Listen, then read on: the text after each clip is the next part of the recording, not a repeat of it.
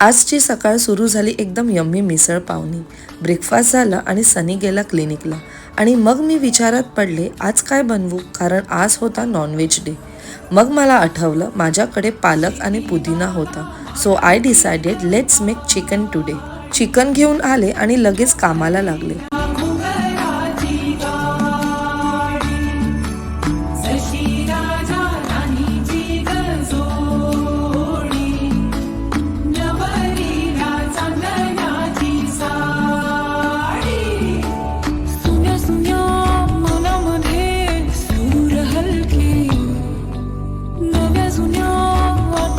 जोपर्यंत chicken cook होतंय तोपर्यंत आईंसाठी केली सुरुवात सुकं बोंबील बनवायची. एक साईडला बोंबील, दुसऱ्या साईडला कुकरवर आमटी आणि भात लावला.